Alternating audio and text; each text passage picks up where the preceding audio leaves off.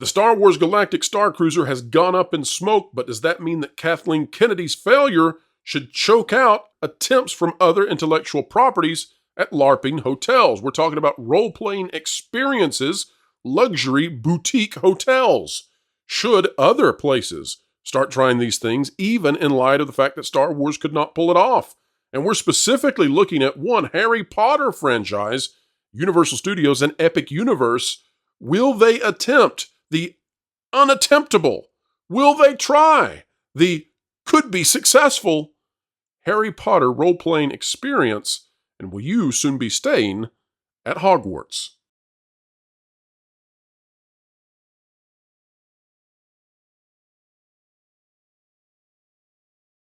All right, folks, you've enjoyed the video game Hogwarts Legacy, but now the legacy could be yours if Epic Universe goes forward with building a hotel where you get to live out your Harry Potter Wizarding World dreams, your fantasies. Don't be like Myrtle and cry because you can't afford one. No, Universal Studios could do this in a way that is also kind on the wallet. Well, as kind as they could be. The opposite of what Disney was with the Galactic Starcruiser. And as we dove into this topic about Harry Potter, as you'll find out, we found that there was quite a bit of enthusiasm for this. In fact, folks would love to enter into the wizarding world in a way that enraptures them and enwraps them in the world so that they are then part of it and completely divorced from the real world for at least a small season of their time. And we are here to say that we bet that Universal Studios could beat the bunker that Disney built for Star Wars, which resembled very little in way of the original trilogy or the prequels, and was just a boutique experience with Rey and Kylo and all your not-so-favorite friends. But let's talk about Harry Potter and what Universal Studios might do. Kara, the Galactic Starcruiser is probably one of those things where they're aiming towards younger adults.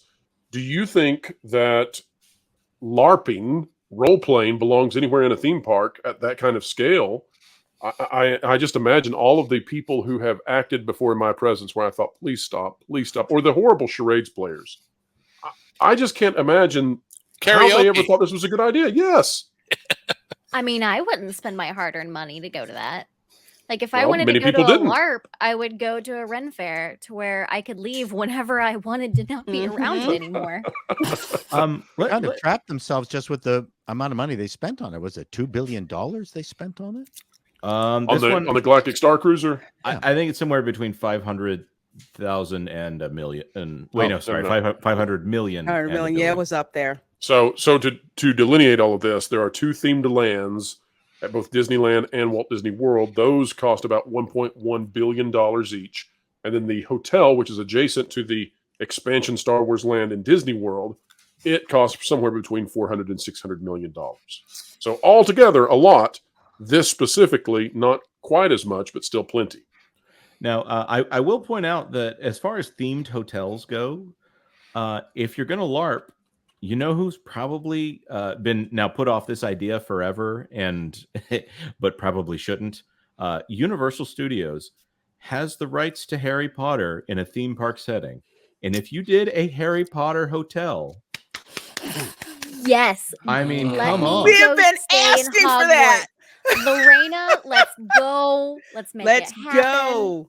Just a full recreation of either freaking the Weasley's house, or like the Burrow, or even just like the Hogwarts Castle.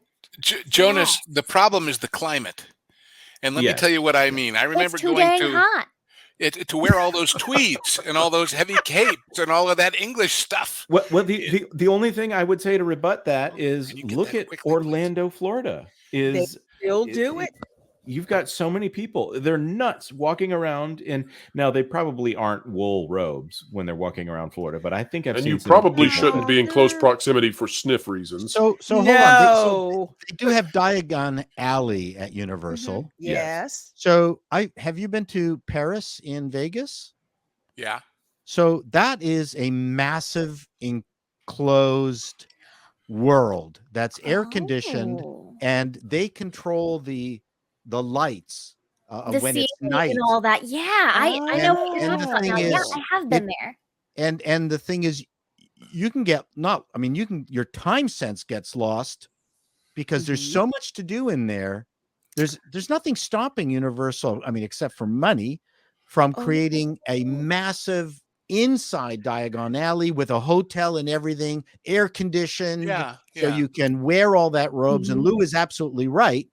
And they could do fabulous stuff in there. Well, you know and what, it's not Paul?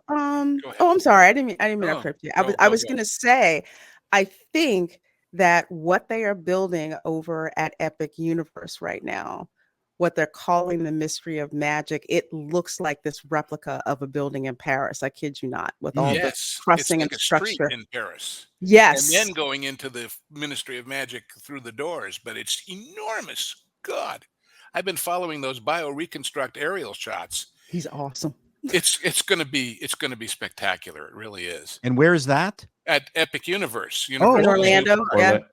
I drive by it all the time. Yeah. That's where the Florida Super Nintendo world is going to be. I have to wonder how a Nintendo hotel would do as well. That's something that's on my mind as we watch Mario Wonder will be coming out in the next few weeks. We've also got some other big video games coming out, but Nintendo really is doing a fantastic job. I expect once the writer's strike concludes, or excuse me, the actor strike concludes now, I suspect we'll get some information about some more Nintendo cinematic properties on the way. We'll see how that goes. But, Universal has never done the themed hotel thing the way that Disney got into.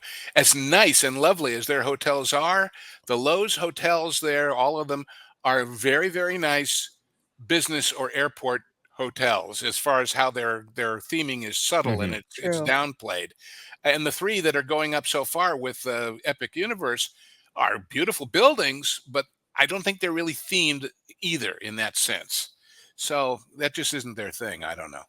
Yeah, the two on the outside. Yeah, I agree with you, Lou. They're kind of, they look like your typical hotel, and they're laid out except just for that like colored, the dockside. With that stuff that's on there. But I don't know what the in park hotel is gonna. Well, what surprised me is it's only 10 stories high. It's only 500 rooms.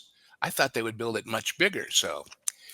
But I've seen maps that show them with 4 more hotel pads and 2 more lands and a whole fourth park or whatever. So who knows what'll happen. And shameless plug for that Park Place. We are talking about some of they're breaking ground on a Universal hotel, and Ethan Becker from Theme Park Universe and also Boardwalk Times did a great breakdown of, hey, look, these look like hotel markers here in the middle of this parking lot. Yeah. So check that out, of course. I saw that, and my first thought was, with the LA and California economies, what they are and where they're heading, I don't know if that's a great idea, but we'll see.